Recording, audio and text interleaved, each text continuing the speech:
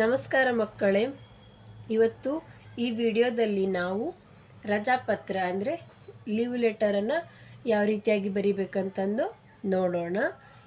ಇದು ವೈಯಕ್ತಿಕ ಕಾರಣಕ್ಕಾಗಿ ಬರೆಯುತ್ತಿರುವ ರಜಾಪತ್ರ. ಇದನ್ನು ಸರಳ ವಿಧಾನದಲ್ಲಿ ಹೇಳಿಕೊಡ್ತೀನಿ, ಬನ್ನಿ. ಹಾಗಾದರೆ ರಜಾಪತ್ರ, ಇಲ್ಲಿ ನೀವು ಯಾವ ದಿನ ಬರೀತಿರ್ತಿರಲ್ಲ ಲೆಟರು, ಆ ದಿನದ ಡೇಟನ್ನು ಹಾಕಬೇಕು. ನಾನು 20 ನವೆಂಬರ್ 2025 ಈ ಲೆಟರನ್ನು ಬರೆದಿದ್ದೆ, ಅದಕ್ಕೆ ಆ ಡೇಟನ್ನು ಹಾಕಿದ್ದೀನಿ. ಇಲ್ಲಿ ಇಂದ ಅಂದರೆ ಯಾರಿಂದ ನೀವು ಬರಿತಾ ಇದ್ದೀರಾ, ಅಂದರೆ ನೀವು ಬರಿತಿದ್ದೀರಲ್ಲ, ಇಲ್ಲಿ ನಿಮ್ಮ ಹೆಸರನ್ನು ಹಾಕಬೇಕು. ಅನ್ವಿ, ನಿಮ್ಮ ಹೆಸರೇನಿದೆ ಅದನ್ನು ನೀವು ಹಾಕಿ. 8ನೇ ತರಗತಿ, ಸರ್ಕಾರಿ ಪ್ರೌಢಶಾಲೆ, ಬಳ್ಳಾರಿ.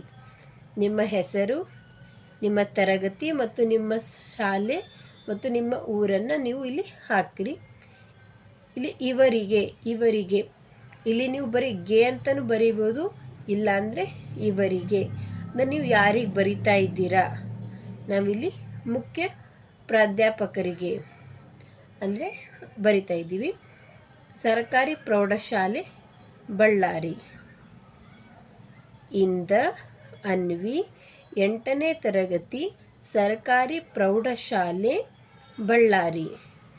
ಇವರಿಗೆ, ಮುಖ್ಯೋಪಾಧ್ಯಾಯರಿಗೆ, ಸರ್ಕಾರಿ ಪ್ರೌಢಶಾಲೆ, ಬಳ್ಳಾರಿ. ಮಾನ್ಯರೇ, ವಿಷಯ, ನೀವು ಯಾವ ವಿಷಯಕ್ಕಾಗಿ ರಜೆಯನ್ನು ಕೋರ್ತಾ ಇದ್ದೀರಿ ಅದನ್ನು ಇಲ್ಲಿ ಬರಿಬೇಕು. ನಾನು ಇಲ್ಲಿ 2 ದಿನದ ರಜೆಯನ್ನು ಕೇಳ್ತಾ ಇದ್ದೀನಿ. ವಿಷಯ, 2 ದಿನ ರಜೆ ಕೋರಿ ಅರ್ಜಿ.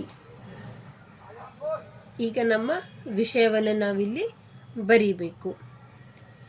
ಮೇಲ್ಕಂಡ ವಿಷಯಕ್ಕೆ ಸಂಬಂಧಿಸಿದಂತೆ ನಾನು 2 ಡಿಸೆಂಬರ್ 2025 ಮತ್ತು 3 ಡಿಸೆಂಬರ್ 2025 ಮೈಸೂರಿನಲ್ಲಿ ನಡೆಯುವ ಸಮಾರಂಭಕ್ಕೆ ಹೋಗಬೇಕಾಗಿರುವುದರಿಂದ ನನಗೆ ಈ 2 ದಿನ ರಜೆ ಬೇಕಾಗಿದೆ.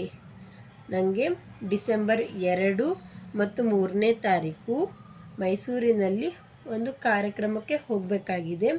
ಹೀಗಾಗಿ ನನಗೆ 2 ದಿನದ ರಜೆಯನ್ನು ಕೊಡ್ರಿ ಅಂತ ನಾನು ಇಲ್ಲಿ ಕೇಳ್ತಾ ಇದ್ದೀನಿ.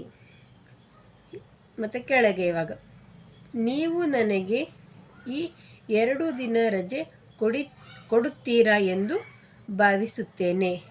ಅಂದರೆ ನೀವು ನಂಗೆ ಈ 2 ದಿನದ ರಜೆಯನ್ನು ಕೊಡ್ತೀರಿ ಅಂತದ್ದು ನಾನು ಅನ್ಕೋತೀನಿ. ಧನ್ಯವಾದಗಳೊಂದಿಗೆ, ಇಂತಿ ನಿಮ್ಮ ಪ್ರೀತಿಯ ವಿದ್ಯಾರ್ಥಿ ಅನ್ವಿ. ಇಲ್ಲಿ ನಿಮ್ಮ ಹೆಸರನ್ನು ನೀವು ಹಾಕಬೇಕು. ನೋಡಿದ್ರಲ್ಲ, ಫಸ್ಟು ಇಂದ ಹಾಕಿ ಅದರಲ್ಲಿ ನಿಮ್ಮ ಹೆಸರು, ತರಗತಿ ಮತ್ತು ನಿಮ್ಮ ಶಾಲೆ ಊರನ್ನು ಹಾಕಬೇಕು. ಇವರಿಗೆ ಅಂದರೆ ನೀವು ಶಿಕ್ಷಕರಿಗೆ ಬರಿತಾ ಇದ್ದೀರೋ ಇಲ್ಲ ಮುಖ್ಯೋಪಾಧ್ಯಾಯರಿಗೆ ಬರಿತಾ ಇದ್ದೀರೋ ಅದನ್ನು ಹಾಕಿ ಶಾಲೆ ಮತ್ತು ಊರನ್ನು ಬರಿಬೇಕು. ಇಲ್ಲಿ ವಿಷಯದಲ್ಲಿ ನಿಮಗೆ ಯಾವ ಒಂದು ವಿಷಯಕ್ಕೆ ನಿಮಗೆ ರಜೆ ಬೇಕಾಗಿದೆ ಅದನ್ನು ಬರಿಬೇಕು. ಮತ್ತು ಕೆಳಗೆ ಅದು ಯಾವ್ಯಾವ ತಾರೀಕಿಗೆ ಬೇಕು, ಯಾವ ಫಂಕ್ಷನಿಗೆ ಹೋಗ್ತಾ ಇದ್ದೀರಾ, ಅದಕ್ಕಾಗಿ ನಿಮಗೆ ರಜೆ ಬೇಕು ಅಂತಂದು ಇಲ್ಲಿ ನೀವು ಬರಿಬೇಕು. ಆಮೇಲೆ ನಂತರ ಧನ್ಯವಾದಗಳೊಂದಿಗೆ ಅಂತ ಹಾಕಿ ನಿಮ್ಮ ಹೆಸರನ್ನು ಹಾಕಬೇಕು. ಮಕ್ಕಳೇ, ನೋಡ್ರಿ, ಸರಳ ವಿಧಾನದಲ್ಲಿ ಇವತ್ತು ನಾವು ರಜಾಪತ್ರವನ್ನು ನೋಡಿದ್ವಿ. ನಿಮಗೆ ಈ ವಿಡಿಯೋ ಇಷ್ಟ ಆಗಿದೆ ಅನ್ಕೋತೀನಿ. ಲೈಕ್ ಮಾಡಿರಿ, ಶೇರ್ ಮಾಡಿರಿ ಮತ್ತು ಸಬ್ಸ್ಕ್ರೈಬ್ ಮಾಡಿರಿ.